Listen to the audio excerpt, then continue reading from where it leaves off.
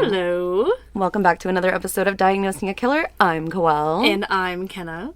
And I'm tired. And I'm neurotic. And I'm excited to eat some chalupas a little bit. We found the vegetarian refried beans, by the way. The dried ones.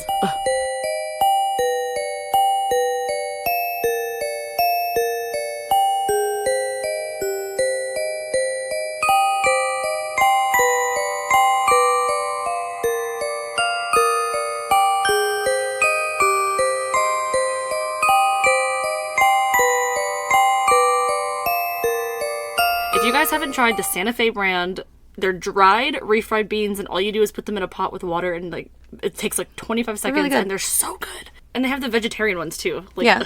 And it's got all the seasoning in there too, right? Yeah, it does have seasoning in it, and honestly, you know, we like really heavily season our food, so we kind of doctor it up a little bit, but it's really good. Just pepper it in there, if you will. I know, I just rubbed the side of my leg, and it was so loud. I was just telling Koelle we need to make sure we're not moving around so much when we record, because this microphone catches everything. It does. Everything. One of these days, we're going to have the setup where we have like the two microphones, and it doesn't echo. I don't know how people do that, but I'm going to have to figure it out. Because that's like a normal way to podcast. I think that we're the like weird ones. We are the weird ones that do just the single microphone. Even if we do a DAK live, there's 3 people with 1 microphone. So it can get a little crowded, but at least we all have the ability to be heard because we're all right here.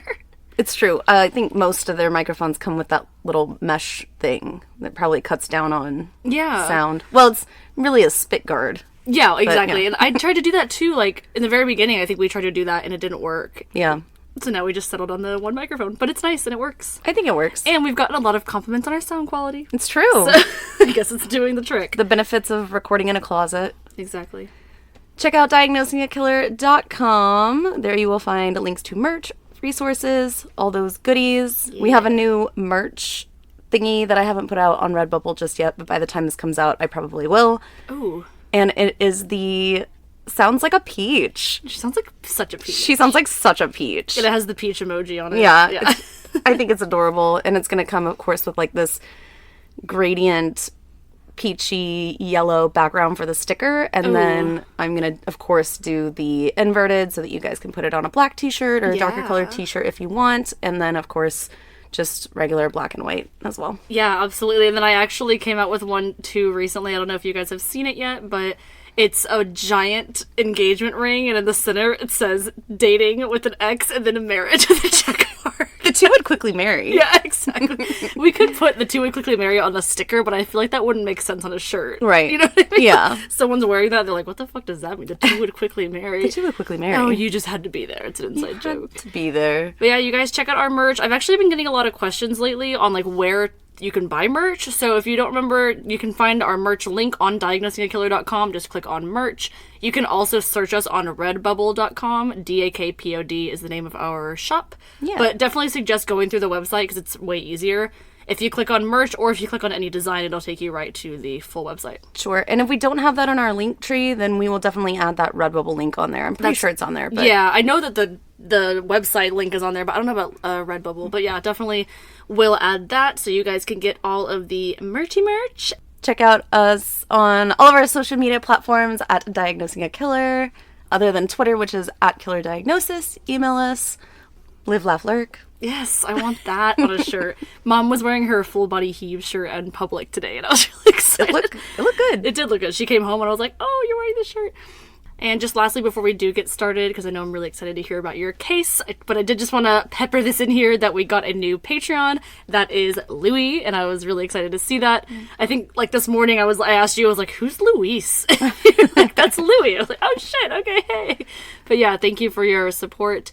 He does have access to the Albert Fish episode as well, so I'm excited to hear his reviews on that one. But yeah, I think that's all I got. Continue to send us emails and message us on Instagram and all that good stuff. We like to hear from you guys. Again, we're still searching for that South Dakotan. Yeah, South Dakota, where are you at? Where are you at? I haven't checked, actually. We might. The person that's from there that's listening is like, seriously? Like, all of South Dakota has emailed us. We just haven't checked yet. Yes. If you're from Bermuda, because I know we got to download there, message us. I just want a pen pal so bad. I want like 40 pen pals. Yeah. So just message us. I promise you'll never annoy me. Send me a voice memo of you talking. and we'll become best friends. Ready? Yes. Is everybody ready? Hang on to your butts. Oh no. Because we are going to be talking about a one Timothy McVeigh.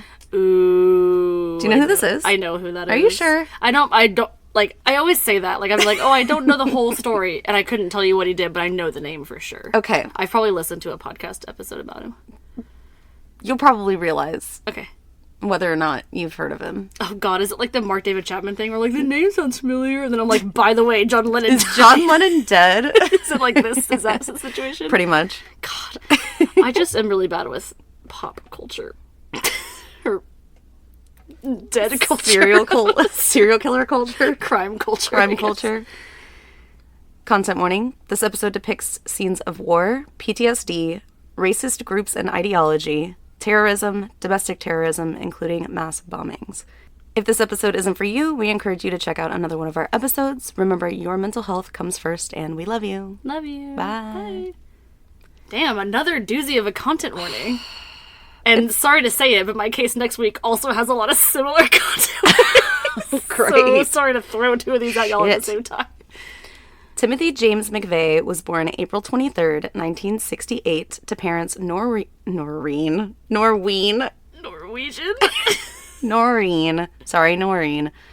William McVeigh in Lockport, New York. I've never heard of Lockport.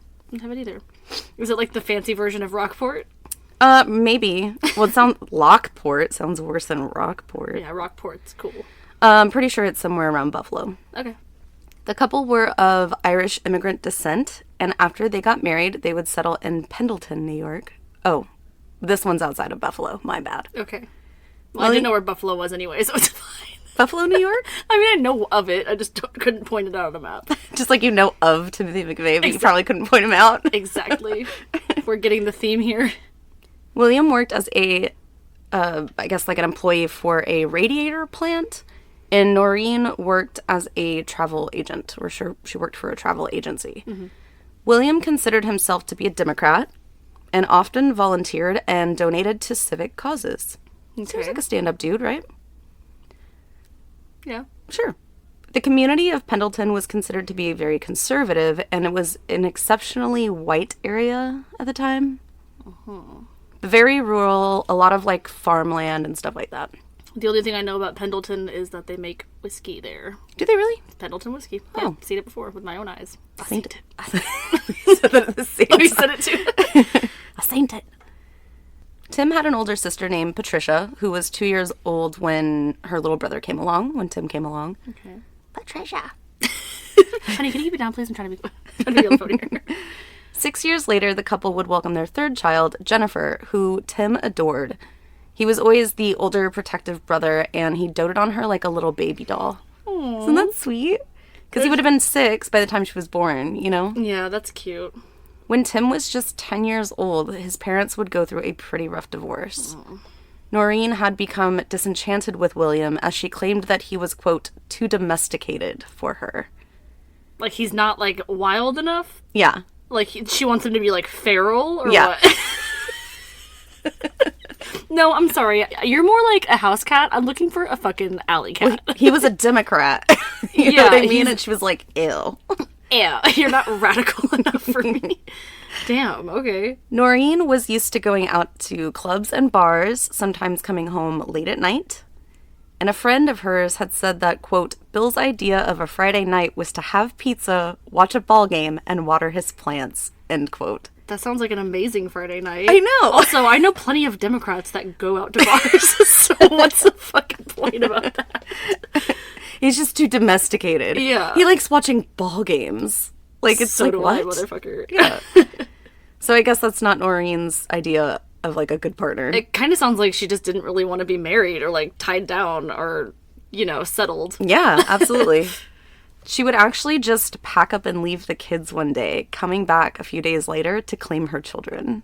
So those couple days that she was gone, she was probably on a fucking bender, whether it was like or drinking with a dude, or with a guy, or something. Damn, savage. The two girls would move in with their mother, while Tim and William were left to the family home. She doesn't want any guys. She's like, fuck men. Except for the ones that aren't married to me. So Tim was always very sour about this situation because he had insisted that Noreen had said, like, pick which parent you're going with. Oh, hell no. Yeah. And keep in mind, that would have made Jennifer 4 years old. Like, do you want to go with mommy or you want to go with daddy? Yeah, it's like they both squat down and see who she runs to, like those videos. Come on, Jennifer. I have a fucking snack in my hand. Maybe she'll come to me. Fucked up. Oh, that is fucked up. Like, we always say this, but don't bring children into adult problems, right? Like, I hate that. So, seemingly out of spite, Tim chose to live with his father because he couldn't stand the fact that his mother made the kids choose. I mean, fuck, I don't blame him. He's like, I don't want to live with you. You're a bitch. I don't want to go to I can't go to the bars with you. I'd rather sit at home and eat pizza and watch baseball with Dad. You know? And water the plants. Yeah, exactly. Fuck. So this kind of worked for a little bit, but William worked very long hours at the radiator plant and would sometimes work over hours, like overnight hours. Oh. So he was almost never home. So he often left Tim to entertain himself. Okay. Tim would later say about this isolation, quote, I can't attribute anything I am now to any lack of my parents' presence in the home, but I do say that I have very few memories of interactions with my parents, end quote. Okay, that's, like, really fucking sad. Fucking sad. Mom was always out, like, fucking drinking the night away. Dad's involved in the TV, watering his plants. I'm over here by my damn self. Probably left my own devices starting fires, perhaps. Maybe. And, damn, that really I was gonna say shits, and it's really shitty, and that really sucks at the same time. That really sucks. That's what I was gonna say. That really shits. That really does suck, though, and honestly, like, a whole lot of nurture right there. Like, I don't really see a whole lot of nature just yet. No.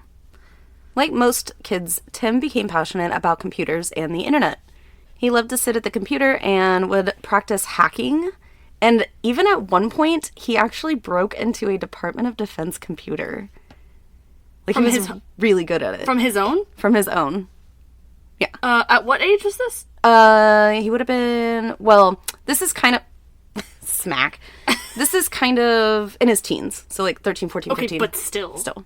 His brain isn't fully developed yet, and he's hacking into fucking confidential, like, what's it called? Compromised information? Yeah. Compromised? No, just confidential information. No, I'm thinking of something else. I don't know. Oh, well. He excelled in computer class, and he was super knowledgeable about programming. This would yield Tim many accolades in high school.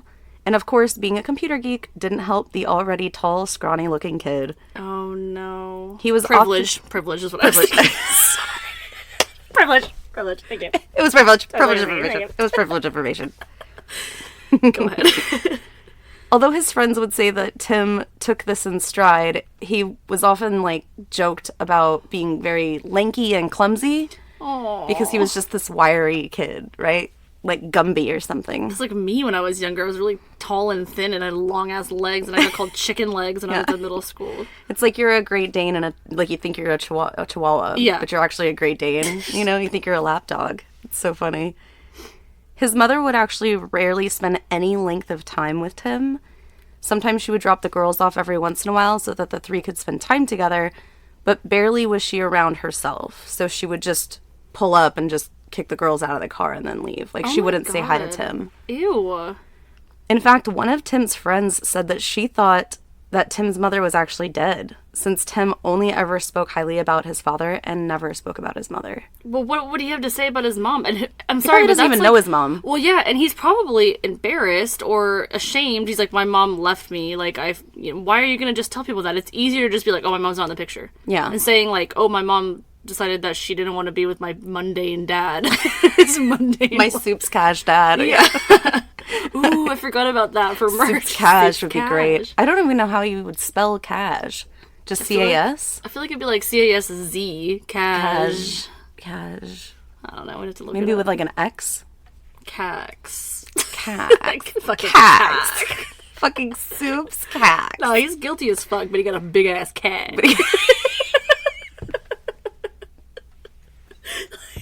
I think I said that so nonchalantly in my when I was actually doing the case. I was like, yeah, and he said he was like super well endowed, which like, how the fuck do you know that? But still, He's, what did you say? He's testifying against him. He's like, yo, you got a big dick.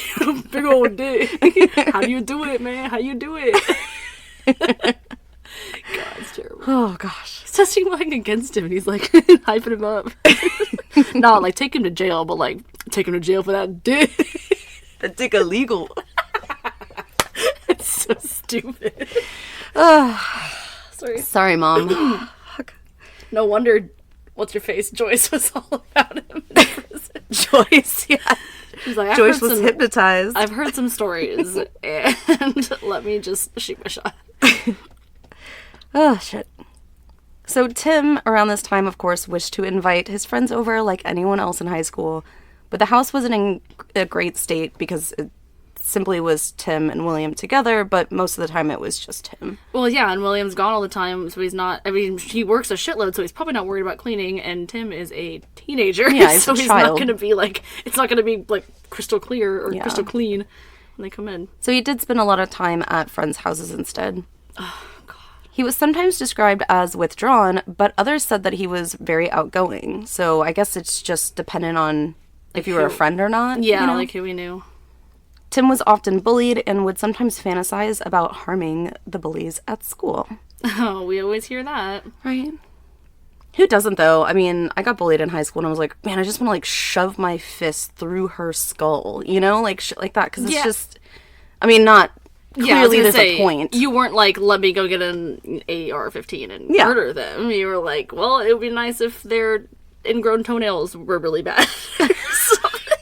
I hope they get food poisoning. I hope you stub your toe every day of the week.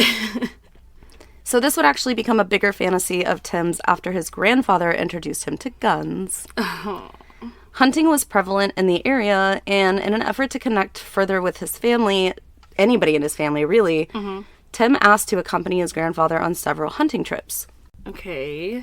Of course, what grandfather doesn't want to teach their grandchild how to hunt and connect, especially when he sees that Tim is missing half of his family and the one family member that he is living with is not really home. Yeah, that's always really shitty because it's like, I'm trying to introduce you to something that like we can bond over, like something that we, like some families think are very important, but it's unfortunate that sometimes it gets introduced to a child that has been neglected, ignored, and or has a mental illness that no one has recognized because they don't pay attention to them.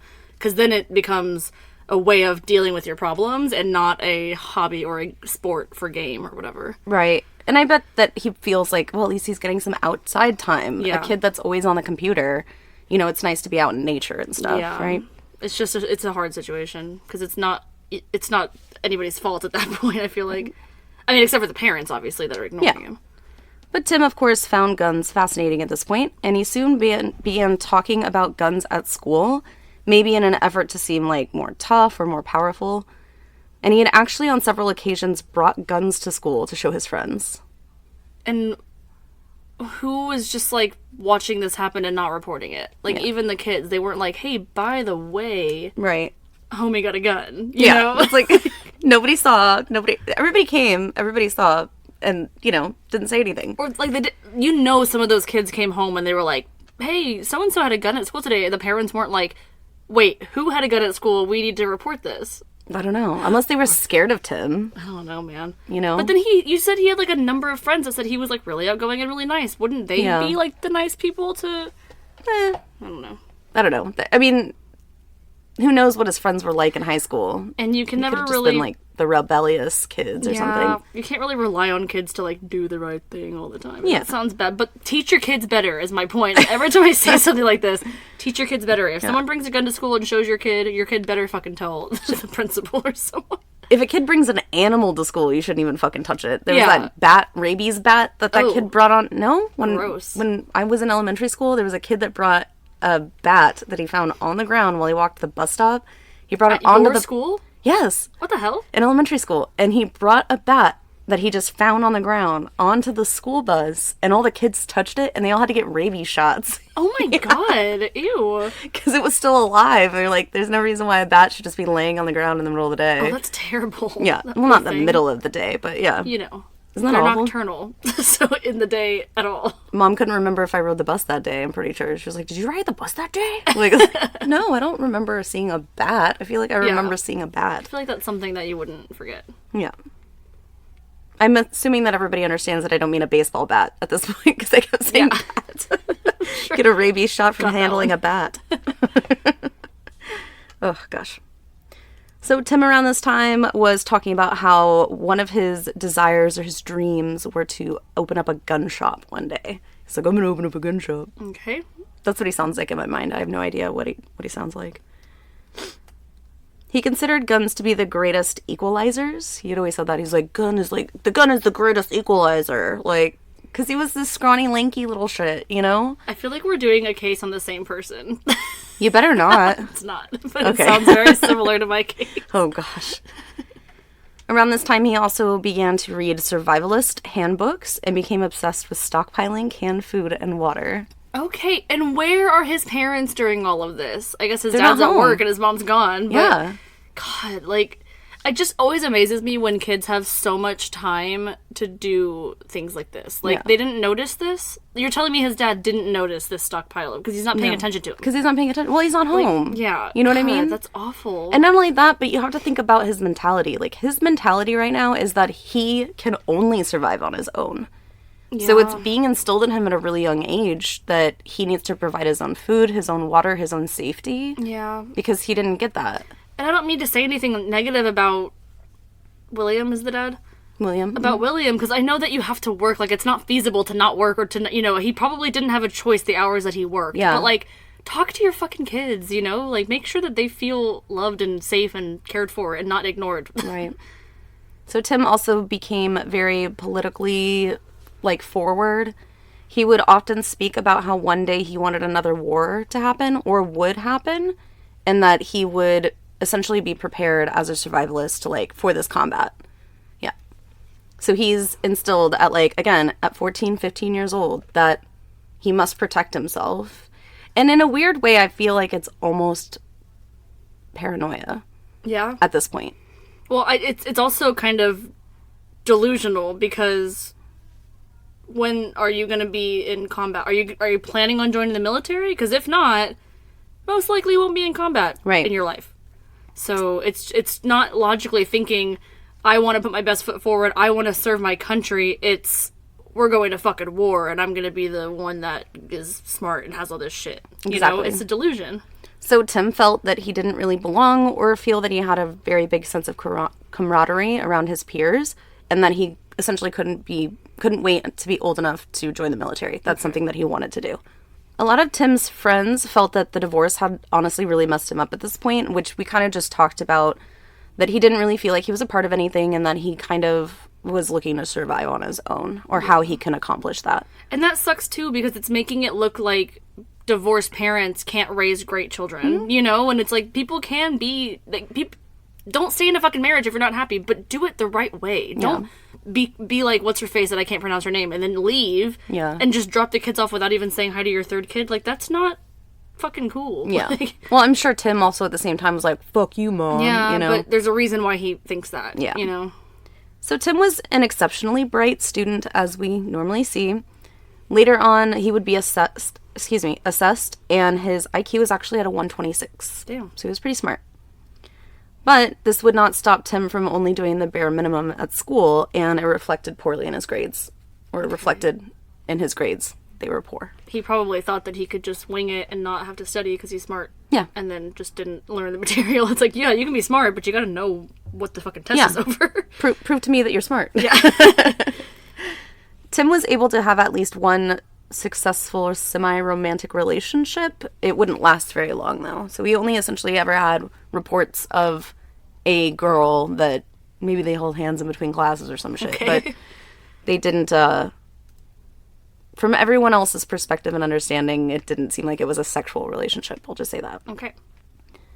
So it was surprising that Tim would put on his senior notes underneath his photo under his future plans as, quote, "Take it as it comes, buy a Lamborghini, California girls," end quote.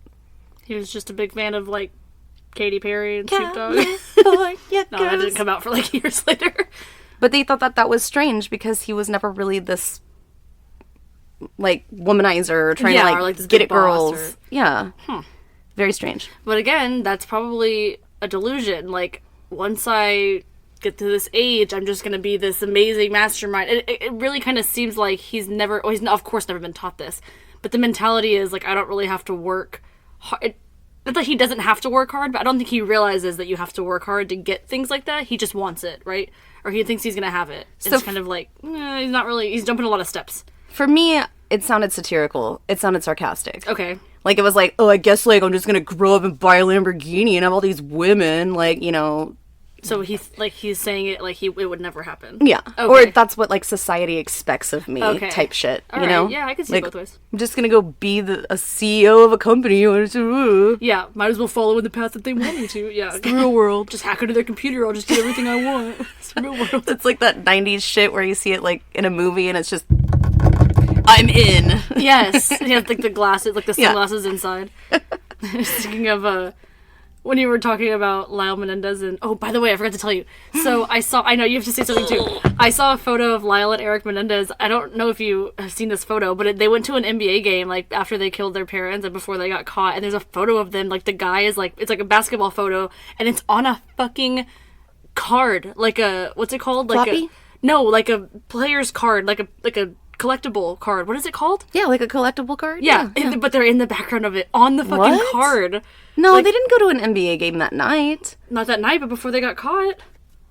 It was with what they were. Oh! Like, I know what you mean. Not I know what that night, you mean. but it was before they got found out that they did it. Yeah. I'm sorry. For some reason, I NBA. thought it was you were essentially saying it was like their alibi or some shit. No. Yeah, look, I just looked it up. It's Mark Jackson, and look, there they are in the background. That's crazy. And it's on a card, and this card so has handsome. since been, like, super famous. Like, they sell for, like, I mean, $150 because the Menendez brothers are on it.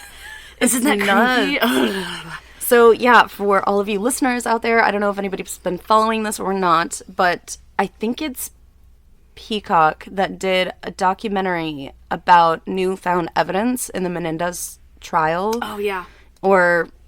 Newfound evidence.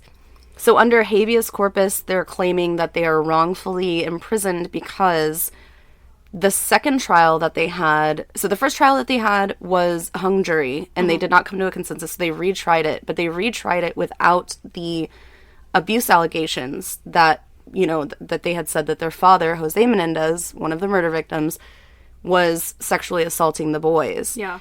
Or had in the past, and that they were very afraid that now that they were older, Jose was going to have them hurt or murdered or put away in because asylums. it had only stopped, like, what, 2 or 3 weeks before the killings? Yeah. And so now they're going to reintroduce that evidence, but since then, one of the members of Menudo, which is a boy band back then, who was under RCA Records, which is where Jose Menendez worked or was the CEO or the head of the company or whatever, that this band member of Menudo has claimed that he was sexually assaulted or raped by Jose Menendez. Yeah, you told me that. And it was during this time that it would have been around this time that the boys were also experiencing abuse.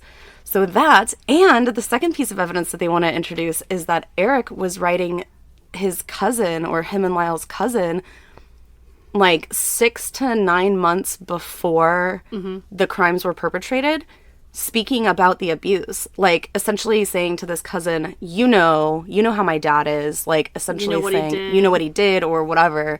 And I don't know if it explicitly says that or not, because it's all going to come out on the documentary. Yeah. But they've already filed for retrial under habeas corpus, meaning that the boys are falsely imprisoned because none of this evidence was available at the time. That's so wild. Honestly, like, you know, listeners, if you haven't heard that episode, definitely go back and listen. But I cried, like, during that episode. Like, I was so emotional about it because it's so hard. Like, you want to feel bad for the parents and you want to feel bad for the, you know, brothers. And God, it just sucks. Like, I truly, truly believe that it was self-defense after the fact. Like, that's my opinion. I mean, people have different opinions, whatever.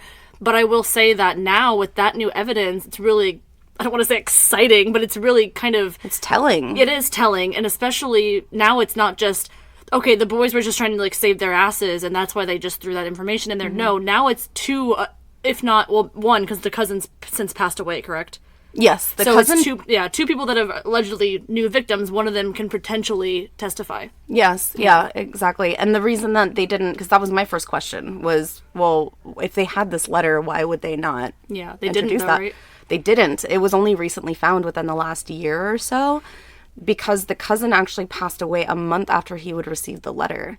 So it was just put into his effects and given to another family member and buried underneath all this stuff. And so they were going through, yeah. I bet Eric, when Eric heard that letter was surfaced, he was like, oh, I bet he lost his shit. Yeah. Oh and my they're both, like, married now, right? They're both married, yeah, successfully. One is Tammy, I think was the Oh, yeah, we talked cashier about or it, something, yeah. right? Yeah, I think that's, I don't want to speak if that's Lyle or Eric's wife, but yeah, one of them has been married since the trial, essentially, Yeah, or and afterwards. I know we kind of talked about this the other night, and we'd like to hear your guys' opinions as well, but honestly, like, I kind of told Koelle the other night, I won't lose any sleep if they get out on probation, parole, or just get out. Yeah. I definitely think it was an isolated event. I do not think they're a danger to society.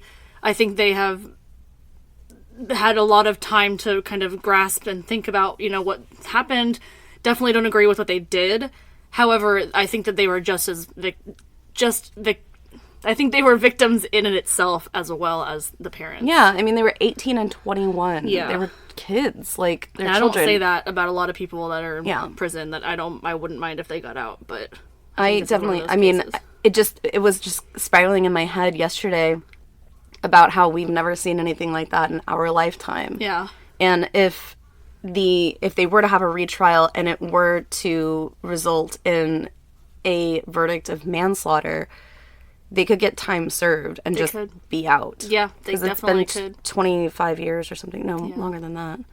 But yeah, definitely go listen to that case if you haven't. If you're like, what the fuck are they talking about? Go listen. It's been 40 years, actually. Yeah. 40 years. Oh, wow. Yeah. Lyle and Eric Menendez, they're brothers, and we did a case on them. Koelle did a great job on their case a couple months back. So go find it, and we'll continue with this one. Sorry, y'all. So where we left off was Tim had put in his senior notes the Lamborghini California girls. That's what got into it, was the real whole world. our impression of Jose Menendez. No, that's what I was going to say, was when he wanted to talk to his dad, he's like, make an appointment. Make an appointment. That's what I was going to say. Make an appointment. It's a real world. You can't just go to the doctor when you need to. Okay. So Tim had written, continuing this senior yearbook, underneath after high school, like what you're going to do after high school, Tim put, quote, in and out of work, increasingly obsessed with guns, end quote. Increasingly obsessed with guns. Increasingly obsessed with guns. Oh my god. I was doing that bonus episode with Lady the other day, I told you, and we were talking about, like, people that write letters to serial killers and stuff. The episode's already out if y'all want to listen. But they were talking about how, at one point they had sent in, like, something like that to a bunch of serial killers. Like, my favorite color is blank. Like, my favorite animal is blank. My favorite hobby is blank. My person that I admire is, yeah. And Richard Ramirez filled one out. No, he did not. I swear to God. I forgot to tell you. For Lady? Yes. What the fuck? No. They didn't do it. Oh. Someone had done it in the past. I was like, why are you just telling me this? You think Richard Ramirez filled one out? He's dead. I know he's dead, but I don't know. It was just, is John Lennon dead? Oh, someone Sorry. else in Okay. the past had sent these in, and Okay. Lady was reading one. But Richard Ramirez filled one out, and it said, I think it said, like, the person I admire most is, or whatever, like, my idols, and he put Jack the Ripper. I'm like, okay.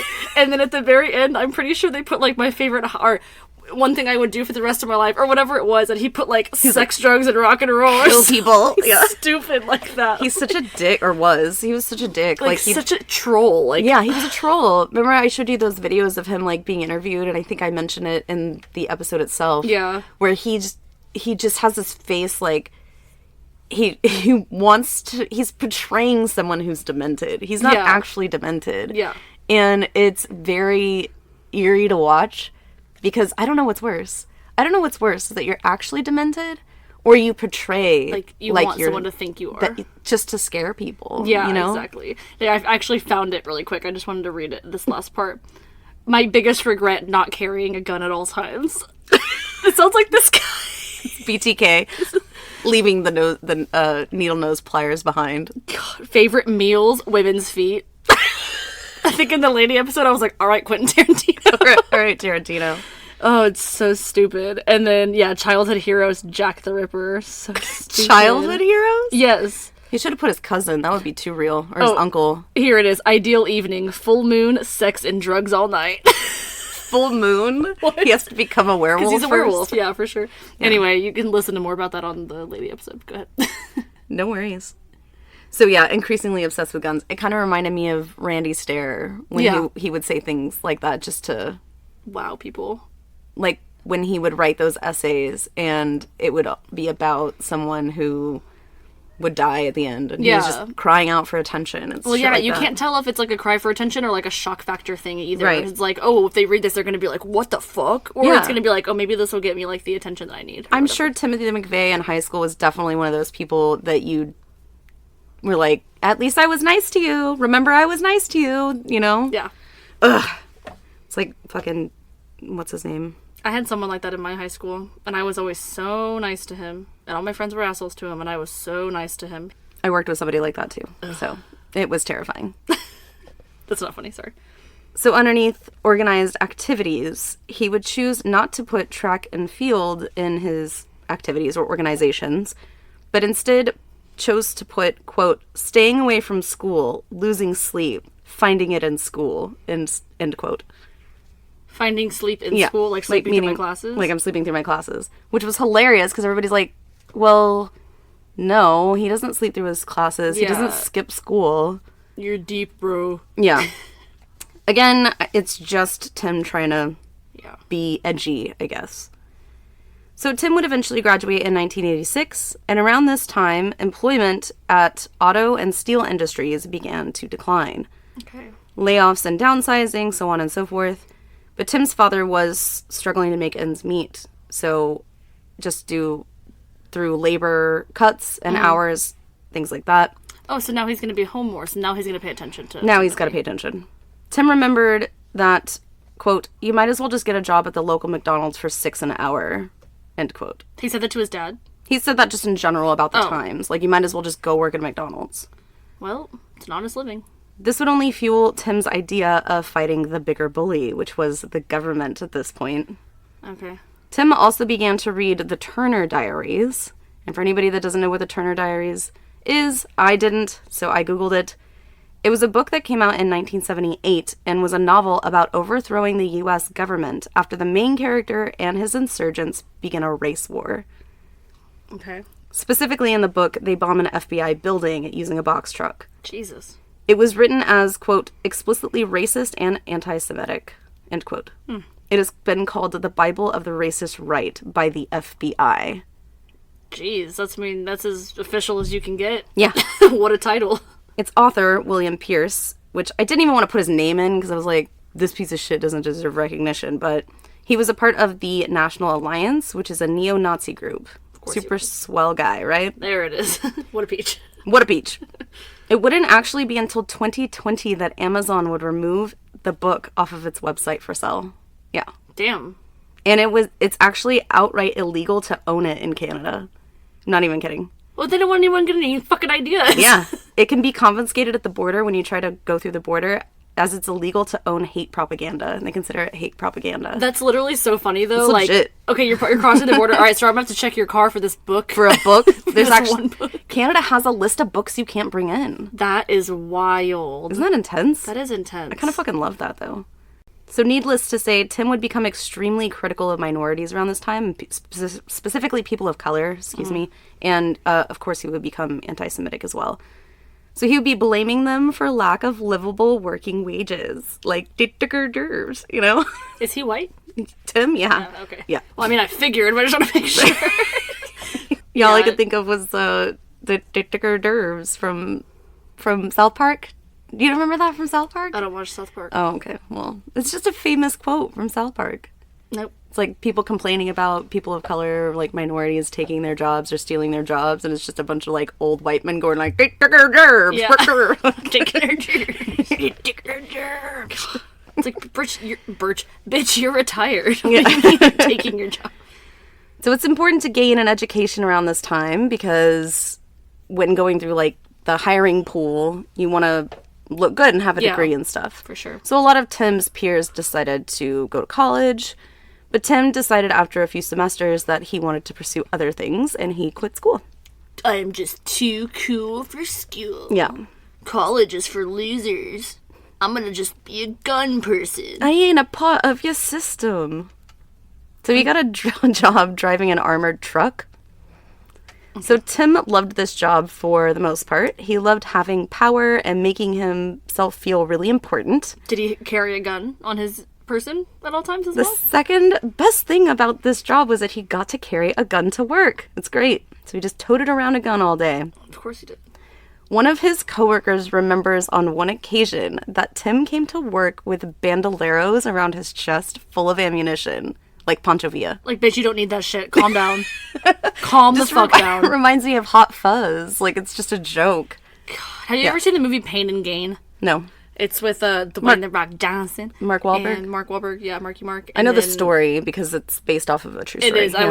I was thinking about doing that for one of our cases. But That's anyway, a really interesting one. complete side note. At one point, The Rock steals a bag of cash from an armored truck when they try to shoot at him and he gets away, and then he goes and he like runs into like a bus station or something, anyway, and he opens it up and it sprays him with all this ink, and it's so funny. And then he goes like he like shows up to like his friend's wedding or whatever, and, like Mark Wahlberg's like, dude, why are you green? I'm like, what the fuck is that? It's just a really funny scene. I don't know what I said earlier, but they're bandoliers. I don't know what I said earlier. I think you said that. I thought I said bandoleros. No, I think you said bandoliers. Bandoliers. Like a chandelier. Bandolier. Yeah, bandolier. Looking for a new perfume or cologne to match your style? Scentbird has got you covered. With over 600 scents to fall in love with, Scentbird is a fragrance subscription box that will give you plenty of choices. Just choose what you would like from their best sellers, activate your subscription, and receive your first 120 spray bottle. Click the link in the show notes now to receive 50% off your first order, as well as a free case with Scentbird. So Tim would often speed around in the truck while driving it and road raging at other people, literally shouting, like, begging for a chance to shoot people. Like, he would say, oh, this motherfucker does that again, I'm gonna fucking shoot that guy. Like, Was like his partner in the truck too? Yeah, with a coworker, because they would always have to ride in tandem. Yeah, so would he like brandish his weapon like to show people that he had one? That's a felony. Well, Even if you're working for an armored truck, it's a fucking felony. he's been bringing guns to school circa, like, 85, so he probably doesn't give a shit. Just saying. I just think it's funny that, like, well, it's not funny. But, like, here in Texas, for people that don't know, it's legal to have a handgun in your car. You don't even have to have a license for it. But it's a felony to show someone that you have a handgun in your car. It's like, hey, check this out. Wait, a fucking handgun in here. Like, God, he just seems reckless as fuck. He is. He doesn't give a shit. It's not, it's unhinged. It's not funny. It's unhinged. In January 1988, Tim and a friend of his would choose to purchase some property outside of Buffalo. Tim said that this was a dream of his to have this kind of survivalist bunker and a space to target practice. Okay. Neighbors Target would practice. Okay. Neighbors would say that they could hear Tim and his friends shooting and detonating explosives for hours at a time, day after day. Dude, I'm gonna have to research someone else. This is so similar to my case. Oh no. Shit. No, it's gonna be cool. It's just funny because we always like think alike and we say the same things at the same time with the same like tone, and so it's funny that we're both doing similar cases within a week. I didn't want to do this because, well, I won't reveal right now why I didn't want to do it, but by May, Tim would enlist in the army after venting to several people that he felt like his life had no direction, and this was seemingly his only other option, was to, like, go into the military. Okay. Which he already kind of wanted to do anyways. Well, maybe you could have stayed in college because that was an option as well, and then you just like dropped True, out. for computer programming Yeah. or, like, cyber security, he would fucking rule at that. Guarantee you, he goes to the dean, he hacks into the fucking national database, and they're like, here's your fucking diploma. Yeah. Like, he doesn't need to take all the courses. You have to hack into the school system or something, Yeah. and then, yeah. He's like, look, I am the FBI. And they're like, okay, here you go. Here's your credentials. And a job. Jim? Who's Jim? Who the fuck is Jim? Tim would thrive in this environment, as they usually do, because there's a lot of routine here, right? I say they as in killers. Well, yeah, and also, again, we said that, like, in the last episode or the one before, like, if you want to, like, kill people for, like, a hobby, then just, like, join the military. Especially, that sounds bad. Or become an assassin. Become an assassin, or become a hitman, or become a sniper, you know? But a lot of people do choose the military because it's a legal way of killing people, and it's unfortunate, but it happens. Hey, I'd rather that than killing people on the streets, civilians. True, yeah. So Tim actually found several like-minded conservatives, including Terry Nichols, who was like his BFF. Tim would quickly scale the ranks into becoming a sergeant, actually. So most of the qualities and concerns that the average civilian would mostly have about Tim's behavior was actually really supported and encouraged in the military, right? So it's, neighbors would complain about the explosives or you shooting in your backyard until 8 a.m. in the morning or something. But this was kind of, everybody was doing the same kind of shit. Well, yeah, and they're like, great, you have experience. Tim boasted that he already knew how to shoot, and very well, and how he knew how to create explosives already, which seemed to impress most of his comrades. Yeah, no one was like, how'd you do that? They're like, teach me. Teach me, yeah. Help me out. Yeah. Furthermore, since Tim was highly intelligent, he excelled at any test that was thrown at him academically. And by all accounts, Tim was an exemplary sergeant. He just had one thing that was kind of in the back of everybody's mind that kind of bothered them about Tim. It just didn't sit well. That he was insanely fucking racist. Oh. Which, of course, we kind of already understood because of the Turner Diaries thing. Yeah, he's really great at making bombs and, shooting things, but he's kind of an asshole. He's just a fucking racist. Fucking dickhead. He would give extra attention to white subordinates, saying that they needed to work twice as hard because, quote, if you're white, you can do better on a fitness test, show up on time every day, look perfect in your uniform, and if 8 jobs are open, 5 will go to blacks, no matter if they're overweight, barely pass the test, and their uniform is wrinkled, end quote. There is so many fucking things wrong with that quote. Yep. That's what I was, like, all that, like, to him it didn't matter. And he was, in fact, encouraging white subordinates to work twice as hard because these black people over here are going to just take the position anyways. He was a racist piece of shit. What the fuck? He was once reprimanded for wearing a white power shirt on base. No, he was not. And when asked to explain why he thought this was okay to wear this, he said that he had seen another man wearing a black power shirt. So he was just trying to, make it even. Yeah. He's one of those. That's ridiculous. They should just stay in their uniforms the whole time so that nothing. Yeah, especially on base. Yeah. I guess they can wear civilian clothes, but it just depends on, where you're at, I guess. Yeah. For this alone, though, it was very difficult to work with Tim, even for some of his closest people, other than Terry Nichols, because that guy's an asshole. Eventually, Tim was sent to serve in the Persian Gulf War in 1990. While Tim was serving, he would win medals for a shot that he made from 2,000 yards away. Jesus. He recalled, quote, his head just disappeared. I saw everything above the shoulders disappear, like a red mist. End quote. He killed a person? I'm sorry. A person, yeah. Jesus. 2,000 yards away? It was an Iraqi soldier, yeah. That is so fucking far. Tim would later come to fully understand how underprepared Iraqi soldiers were at the time. They had very little protective gear and inferior weapons. He said later, quote, Saddam, if he ever showed up, chicken shit bastard, because of him I killed a man who didn't want to fight us but was forced to, end quote. He has a point. It's true. It sucks. And it seemed to really profoundly fuck him up. Well, yeah, that's fucked up. I agree.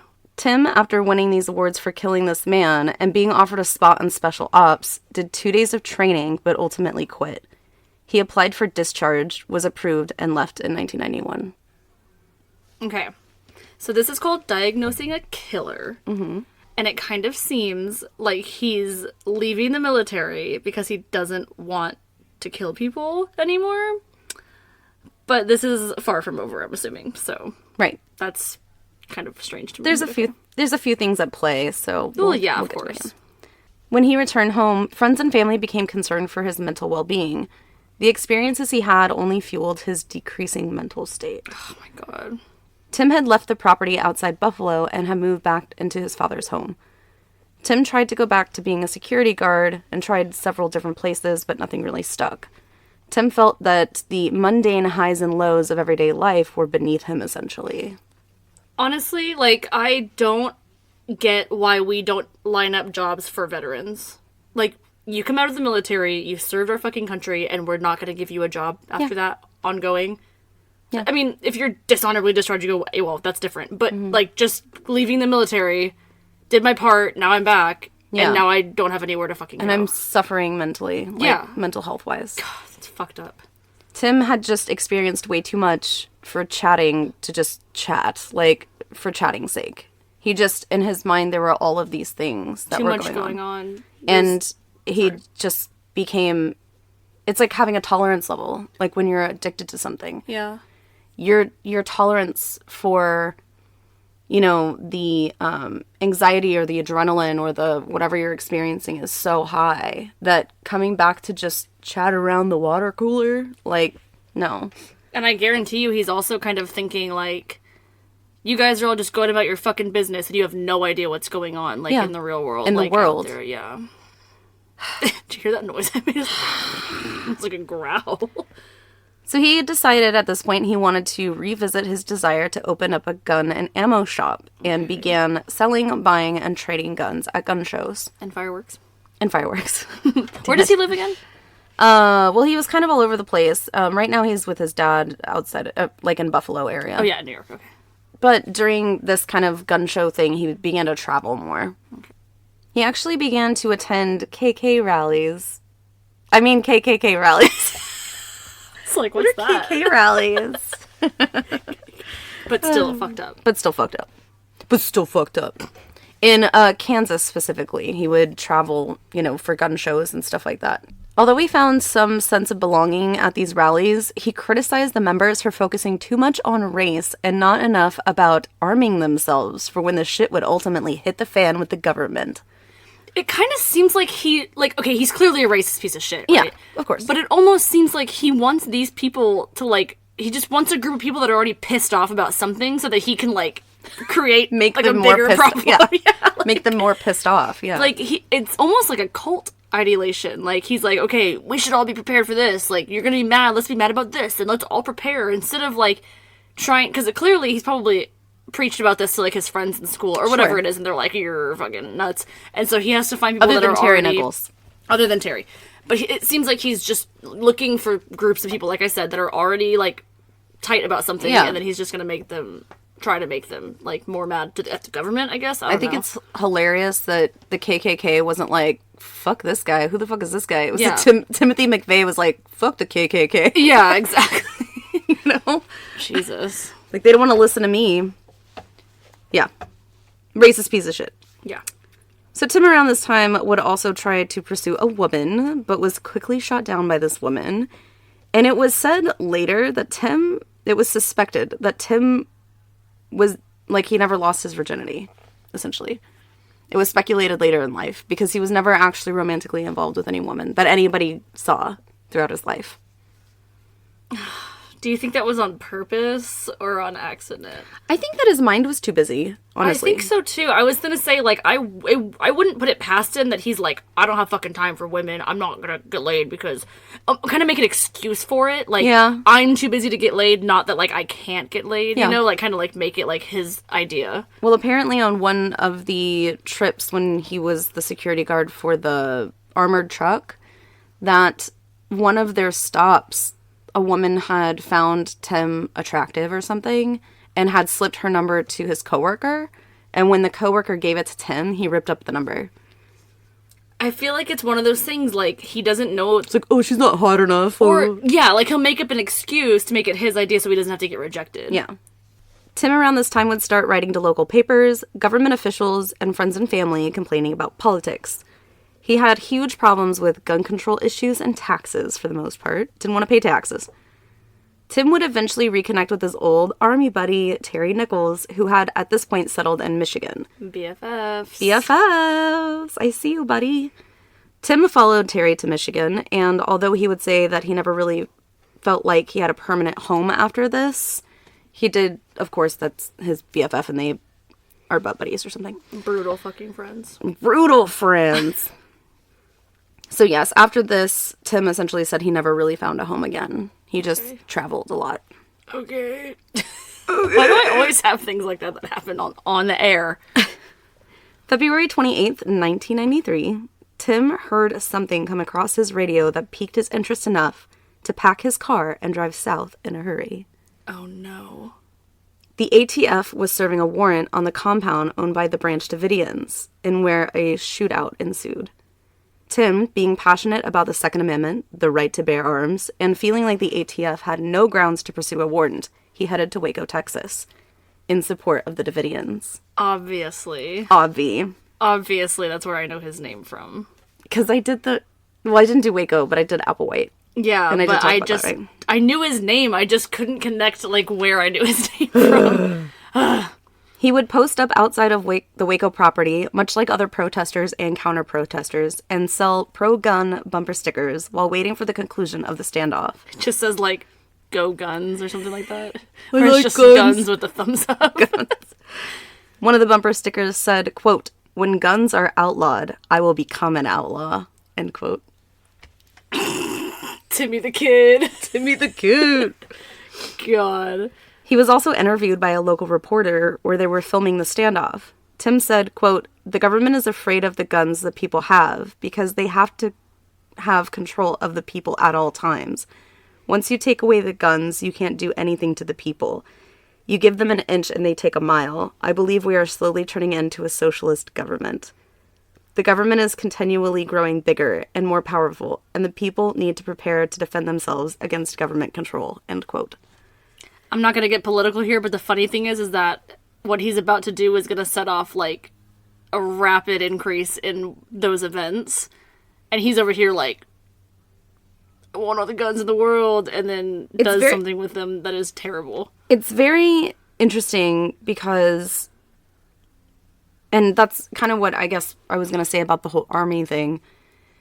I think that he thought that, much to your point about people wanting to go into the military so that they can kill people, I think that he realized he was working for the government. Yeah, well, I think maybe he went in thinking he could change their minds, or maybe influence, or if he got high enough, he could make the decisions. Yeah. But, sorry. Y'all couldn't see that, but Koelle was rubbing her sock and it was making a noise, and I shoot her hand away, but I felt really rude. I was like, sorry. Anyway, maybe he thinks, like, if he can get high enough in the rankings, then he can have some sort of say in, like, what happens. And then I guess he did get invited to be in Special Ops, but he probably realized, like, well, this isn't fucking working. Like, I am working for the government, or I've become part of the people that I hate, or whatever. Yeah, I'm just a cog in the machine. Yeah. During the 51-day standoff, 4 ATF agents would die, and 16 would be injured. Oh my god. On April 19th, 1993, the final push from the ATF would result in the compound being burned to the ground, resulting in the death of 76 Davidians, 26 of which are children, including David Koresh and all of his own children. Okay, can you explain to me one more time what the standoff was for? So the ATF were serving warrants under... So there had apparently... It's one of the biggest conspiracies, right, when it comes to things like this, right? Common knowledge. So apparently somebody from the Branch Davidians, from the compound, reported to authorities that there were illegal weapons and child abuse happening. And the compound was like a cult?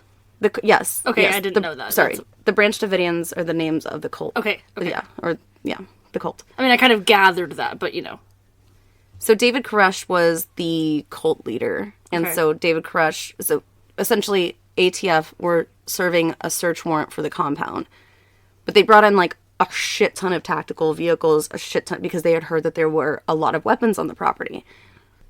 So they went to go essentially knock down the door, I suppose, or whatever. Anyways, a shootout ensued. 4 ATF agents were shot and killed, 16 injured. But it took 51 days for this whole thing to happen? Why? Because it was actually a compound. It was like, and they had built this thing out of fucking steel. The Branch Davidians themselves. So it was a big property. It took them 51 days to seize control of it, essentially? Or to, like, get through the whole thing? But essentially they didn't take control of it.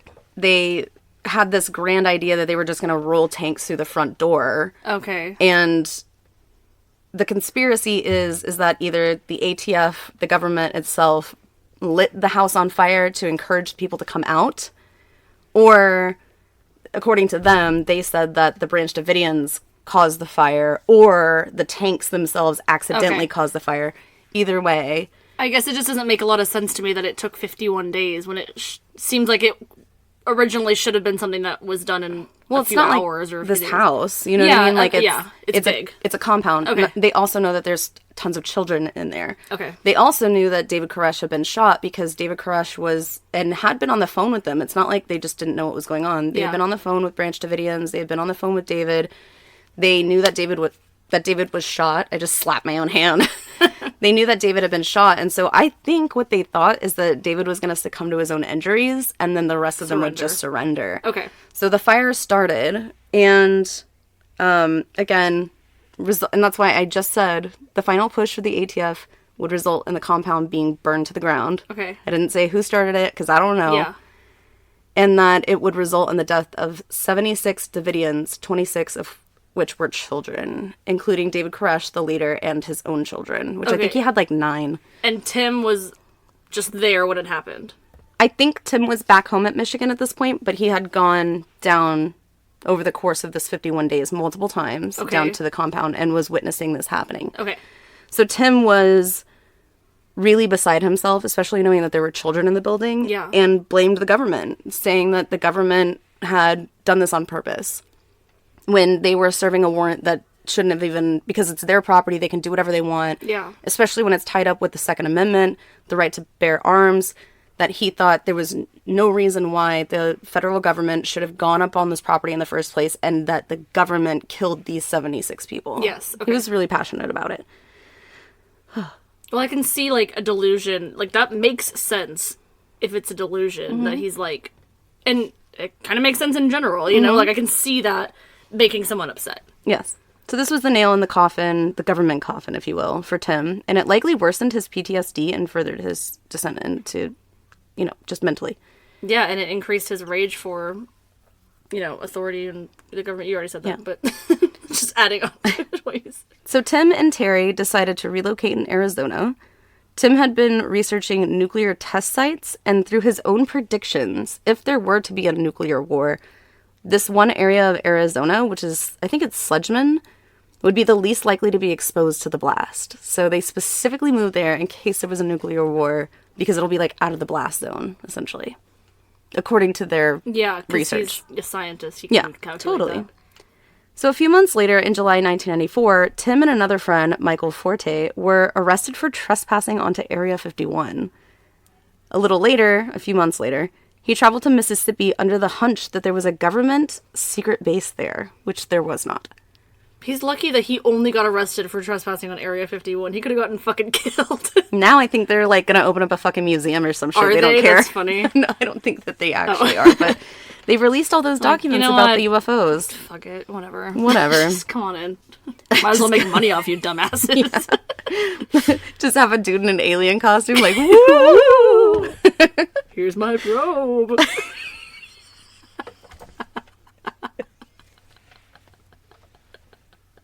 It lights up. You want to see? These are all the cow organs I cultivated over the last 25, 60 years. What? Don't they, like, turn cows inside out or something? I have That's, like, no the whole idea. thing, no? Have you seen the Jimmy Neutron movie? No. When he's like, when they go to their parents get kidnapped by aliens because Jimmy, like, tries to communicate with aliens, and then, like, oh, they look delicious, so they take all the parents, and then the kids go into space to rescue them. Anyway, but the aliens are eggs. Like, they're in, like, an egg, like, shell, and they just have eyeballs. They're, like, goopy on the bottom, and they just have eyeballs that stick up, and the king's, I think it's one of the guys, he's, like, the king's brother or something, so, like, he has to kind of be around, but, like, he's not really, like, very bright, and his name's Ooblar, and me and Dana always talk about it when he's, like, excuse me, they send, like, they have, like, a toaster or something, and they steal it. He's like, oh, what's this from? He's like, oh, it came from that planet. And he goes, hello, what species are you? And he's like, oblad. And it pops up and he's like, oblad, it's toast. And he's like talking to it. He's like, where is your leader? It's fucking funny. For those people that have seen the movie. No, I haven't seen that. Thanks. For those people that have seen the movie, you know what I'm talking about. It was funny. Anyway, go ahead. Croissant. Yes, thank you. So yes, there was no Mississippi secret military base. So again, this is just to show you that Tim is becoming obsessed, if he wasn't before, about government things. He's traveling all over the U.S. to, like, catch the government. Well, it's delusional. Like, it's just... Go ahead. So by the time that September rolled around, Tim began plotting, with the help of Terry, what would be the worst domestic terrorist attack in the U.S. history. What? So September, right? This was likely around the time that Tim would find out that one of the strictest bans on assault rifles so far had just been passed as well. Oh, okay. So it just infuriated Tim and Terry. He's like, we gotta do something about this before we can't. These knuckleheads. There are plenty of documents out there telling you how they accomplished the next process of this crime, but I am not here to be a manual for anyone, so I'm not going to go over it. But let's just say the two began collecting over a decent amount of time ingredients to build a wumbo jumbo bomb. Wumbo jumbo. A bomb so massive it took over 5,000 pounds of ammonium nitrate and nitromethane. 5,000 pounds. This makes Jack Gilbert Graham look like a fucking pussy. Puss, yeah. Oh my god, that's a lot. It's a lot. And How it would big take... was it physically? The size of a truck? Jesus. Do you know this story? Oh. So it took 6 months to plot, test, and plan, traveling several times to Oklahoma City to scope out its target, the Alfred P. Murrah Federal Building. The target was picked because not only did a lot of federal agents work in the building, but Tim specifically wanted to target ATF agents he knew that were working in the building. Even though they probably had nothing to do with the Waco thing. No, absolutely not. But this would be in retaliation for the perceived crimes against the Davidians and the American people in general. Okay. On April 19th, 1995, Tim packed up a Ryder moving truck full of explosives. Tim chose this date as it would mark the 2-year anniversary of the Waco incident. 2 year? 2 years. Okay. Yeah. And also, sorry, really quick, do you think this is like a Folie à Deux kind of situation with Terry, or do you think Terry's just an asshole? You know what? That's a good question. Because this is clearly a delusion that Tim is experiencing. And do you Terry's think along that for the Terry ride. is believing the delusion and going along with it? Or do you think he's just like, fuck yeah, let's kill some people? You I know don't what I mean? know. I mean, they did meet in the army, and I don't know. Maybe they thought it was like this serendipitous thing. You know how they think about that, like tea and dough. I'd be interested to know if that's what that was. So he drove to the Murrah Federal Building located in downtown Oklahoma City. Before he reached the building about 1 block away, Tim pulled over to light a fuse to the bomb. It would give him just under 2 minutes to walk away from the scene. I mean, you mean run away from the scene? Jesus Christ. He pulled up in front of the building and parked directly in front of it on the north side. He swiftly got out and began to walk away from the scene. At 9:02 a.m., just as the workday was to start for the employees at the Murrah building, the massive bomb went off, instantly destroying a third of the building. 168 people would be killed in the blast. What Timothy McVeigh did not know at the time was that a daycare was actually located on the second floor. Oh my god. And 19 children would be killed. What a fucking dumbass. I hope he feels like shit, because he was like, oh, they killed children. Exactly. Fucking does the same thing. Irony was not lost on McVeigh later, as the thoughts of the Davidian compound and witnessing the children lost in the fire haunted him on most nights. Good. McVeigh would later state that if he knew this information, he likely would have chosen another building to attack, which I don't believe. I don't believe either, and also, like, it doesn't fucking matter. You still were trying to kill people. Also, I just realized this is the Oklahoma City bombing. It's usually the case for me. I just realized towards the end. You have case amnesia. I do. I don't get the luxury of clicking on the podcast with the title already there. I have to type in the title after we're done recording. So true. Yeah, I don't believe that for a second, especially since him and Terry were already going to and from Oklahoma to stake it out. Yeah, there was too much planning involved. They planned for 6 months, and you tell me you didn't know that there was a daycare located on the second floor? The second floor. He didn't fucking care. And they parked on the north side, where the daycare was located. No, I think that he knew it was there, and I think he specifically put that truck on that side of the building to kill those children, to make the government feel badly about what they did to the Davidians. I agree. And, oh, your ATF, if anybody survived, maybe their kid died, and then they'll feel, I'll get them that way, or whatever. 684 people would sustain injuries. God. Over 300 other buildings were also damaged in the blast. Of course, most criminals we cover are not the brightest. Mm-hmm. So some witnesses gave descriptions of the man swiftly walking away from the Ryder truck. Yeah, I saw this guy, like, bulleting away. I saw this guy just, like, and he was running like a... Yeah. He was running like Gumby. He had really long limbs. He had really long very limbs. Awkward dude. He was very white, very tall. He was wearing a shirt that said white power. I don't know if it gives anything away. Jesus. Oh. Oh, that's a good one. So police quickly located the axle of the Ryder truck that still lay in the middle of the road where the truck was parked. Not in the middle of the road, but on the sidewalk-ish. Damn. And of course, so it was, the axle was sitting just right like where the shoved into the ground. Yeah. And like just the truck itself was completely decimated. God. Of course.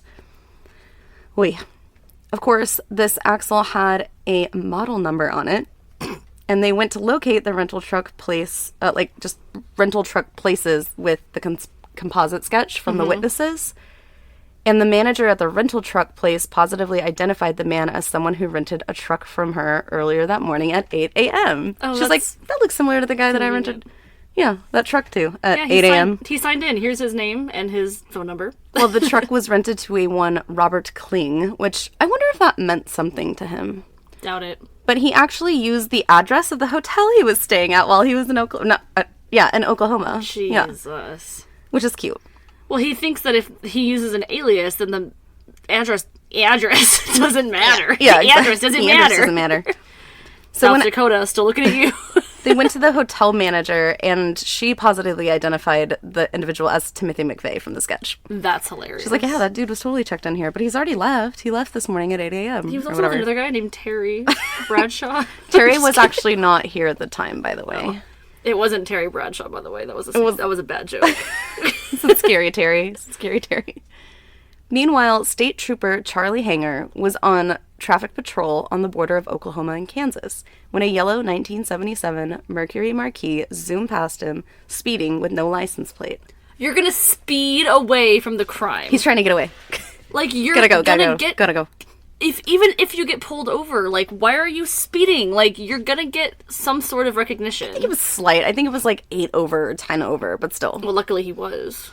The trooper pulled the car over and asked the man to step out of the vehicle as soon as he noticed that a bulky item was sitting in the man's waistband. The shirt that the man was wearing said, "Sic semper tyrannis," which are the same words that John Wilkes Booth shouted before assassinating Lincoln. Fucking poetic. Natural selection. Yeah, I was gonna say, it reminds me of that natural selection. Dude, Randy Stair. Ugh. He had 3 of them. He did, and he would, that's all he ever, his closet probably looked like Doug Funny's. It's just the same outfit. Doug? That Nickelodeon show, Doug? Oh, yeah, I know who that is. Okay. The man was then arrested as his concealed carry license was good for Kansas, but not Oklahoma. LOL. Idiot. The man would be later identified as Timothy McVeigh. McVeigh was arrested just 90 minutes after the bombing. So sorry. Idiot. It took you 6 months to plan it. It took you an hour and a half to get caught. This was like 10 minutes after he left, like the fucking, I don't know. God. Dumb. Terry Nichols would actually turn himself in once he found out that McVeigh was being held on federal charges. So he was just like, I helped. Okay, that makes me think it's folly ado, because as soon as he's away from the guy, his delusions go away. Or he just was so like, he was like, oh, if he's there, I must go too. You know, because they would just follow each other. Yeah, I guess, but I don't know. Like, I feel like if he was still delusional, he would be like, oh, okay, like, yeah, we did it. Like, we gotta... I don't know. But it makes me think that he's now thinking more clearly because he's not having Tim right next to him to influence him. Yeah. Fortier and his partner would also give information. So Fortier was the guy that went to Area 51 with Tim that one time. Okay. And his partner, I think it was his wife. They would actually come forward with information regarding their knowledge of what was to transpire. Okay. They essentially cut a deal to testify against McVeigh and Nichols And I don't think that any charges were brought up against Frontier. Good for them for saying something.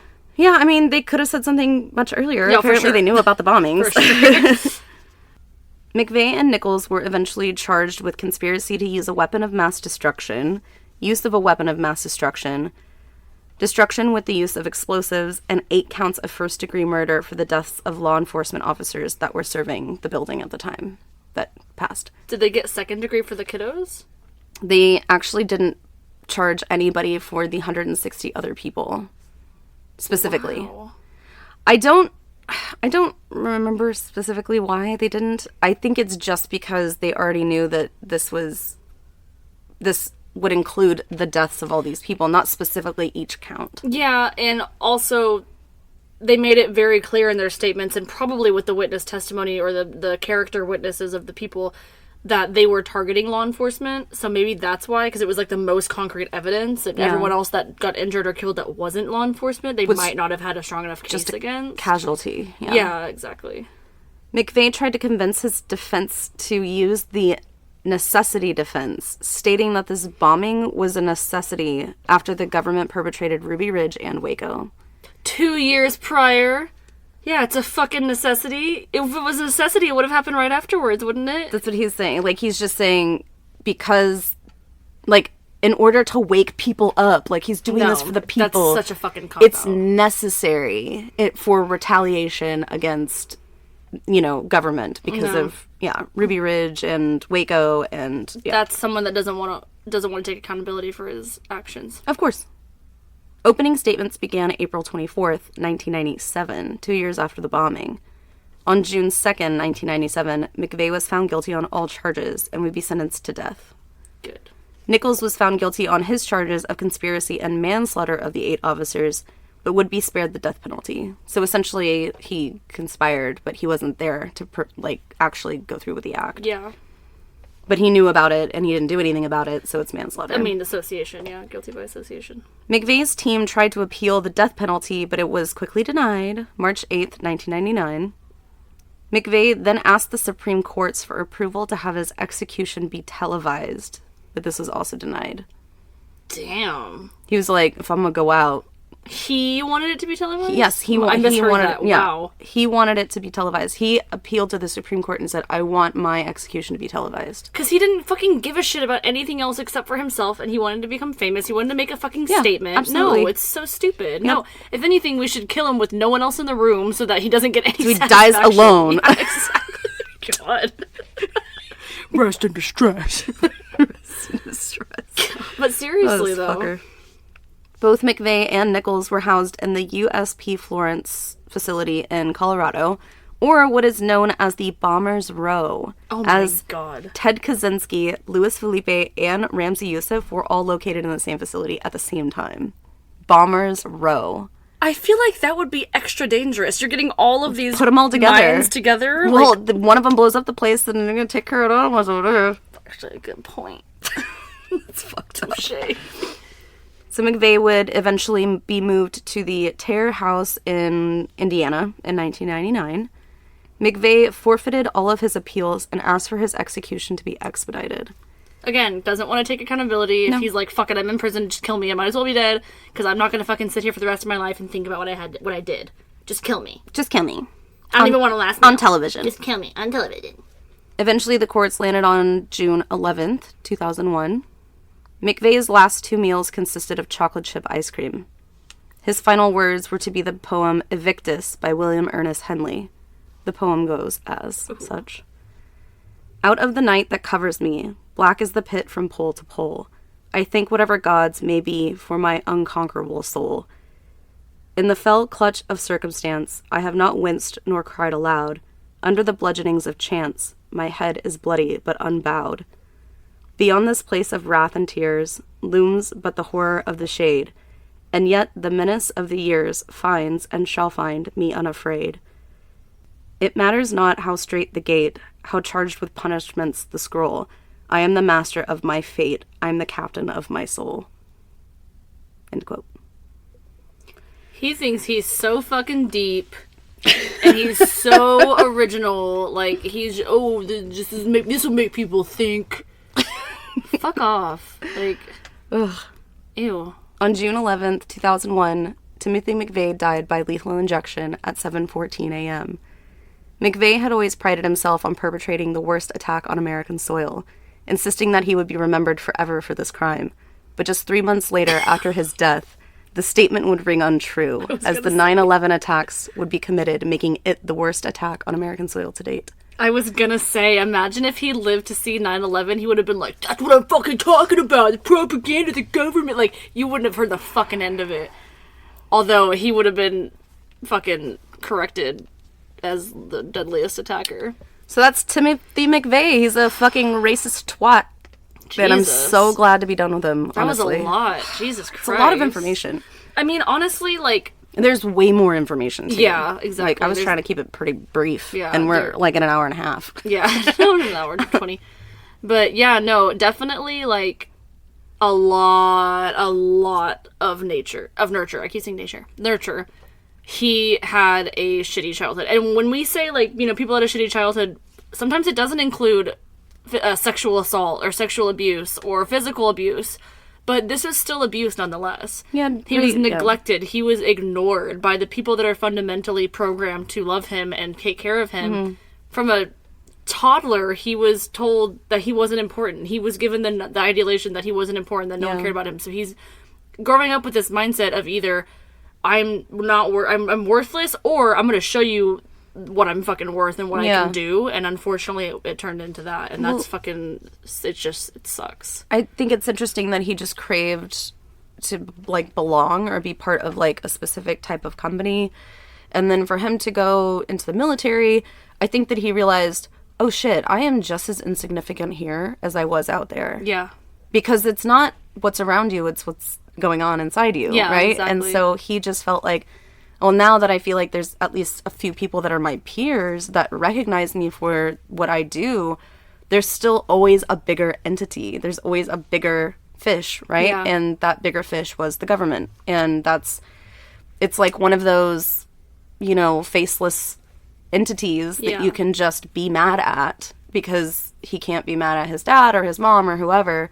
He can be mad at that, though, you know? Yeah, I think you're right. I think he was probably thinking for a long time about, like, getting back at someone, so to speak, and he turned it into this giant radical, like, I'm gonna get back at, like, the biggest thing that I can get back at. And that's why I think that's why he gravitated towards, you know, hate groups and stuff like that as well, because he wanted people to think like him. But at the end of the day, he was very isolated in his thinking because he grew up much differently than a lot of other people, especially even people that we talk about in the cases.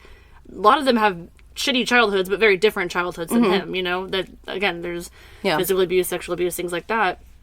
And he never did anything to meet the McDonald triad that we know about. Yeah, not really. I mean, other than blowing shit up. But, I mean, you know, but I think wetting the bed is probably a different type of abuse. Yeah, I agree. But also, it's, you know, serial. Well, he wasn't a serial offender. No, he wasn't a serial offender. One time. Yeah. Well, I think maybe delusional disorder, and I'm saying that very, very lightly because I need to do research on that, because I'm going to be doing it as a mental breakdown topic. Just giving everyone a heads up and a tease. That's going to be my next mental breakdown. Yeah, definitely narcissistic personality disorder. Yes. And I would say that there's some schizotypal thing going on there. Something on the spectrum, I think. Yes, I agree. Yeah, it just happened really early. Yeah, definitely. Dang, that was wild. I didn't... I feel like...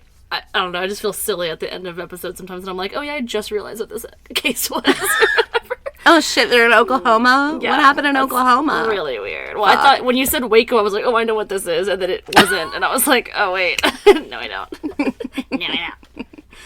Well, yeah, that was good. Thanks for listening to my case. I know it was a little heavy, especially with the, you know, specific content as it pertains to war and, you know, this racist douchebag, but it is a part of why he committed some of these crimes. Yeah, it's absolutely. Part of the buildup, you know? And I guess just get used to it, because next week we're bringing you something very similar. Okay, great. So great. It's just funny the way that we think, but we're gonna have to do it. And this next one, it's actually a request as well, so that's why I decided to research it. But we will definitely shout out those during the episodes. Actually, both of my cases next week are requests. The mental breakdown and the case are both requests. So we're gonna be doing that. Thank you again, Louie, for becoming a Patreon or patron. Look out for that new episode coming out on the 29th. That is for our tier, not top tier. I always say top. I know. Tier 2 and Tier 3 Patreon members. It is an exclusive to y'all. We will have an episode release every 29th, so every month on the 29th. And it's going to be extremely just out there content. Content that you guys want to listen to, but content that is like so strong that we normally wouldn't tackle it on a normal issue of the podcast. Yes. So, and with those, it is completely ad-free and it is content warning free as well. So it's spooky. Yes, and just as a teaser, I will go ahead and tease that one as well. I am going to be doing a very bad man that had a partner, aka his, I think, girlfriend or wife, that assisted him in his crimes. So that is a teaser. Probably closer to the 29th, we will release who we are doing for the Patreon-only episode, but that's all you get for now. Yeah, check out diagnosingakiller.com. There you can find merch, resources, all that good stuff. We will also have links to all of our social media on there as well. That's going to be at Diagnosing a Killer on every platform except for Twitter, which is at Killer Diagnosis. You can also find our email on there as well. Make sure to buy some merch. If you guys buy any merch, send us a picture of you guys wearing your merch. I'd like to see that. And also make sure you get your tickets to the True Crime Paranormal Podcast Festival happening in August. It's only a couple months away. We're so excited about it. And that's going to be in Austin, Texas, August 25th through the 27th. It's going to be a week-long meet and greet with yours truly's, us. Weekend long. Ain't no rulies. Oh, weekend long. Ain't no rulies when you're drinking Trulies. Ain't no laws when you got the claws. Yeah, what do we say? Ain't no popo when you're drinking Topo. Jesus. Yeah, come out and see us. Enjoy some Trulies with us. Some popo. Some White Claw with us. Some White Claws only. And yeah, that's okay, I'm hungry. I think that's it. Let's go. It's eat. late. All right. Love y'all. at night. Love you. Love you. Bye. Featured in Vogue, Forbes, and more, Alvarez has the most beautiful and expertly crafted diamond jewelry for that special someone in your life. From engagement rings, pendants, and earrings, you're sure to find the perfect gift that expresses exactly how you feel. Click the link in the show notes to receive $10 off your first order plus free shipping. Alvarez, fitting all of your jewelry needs from A to Z.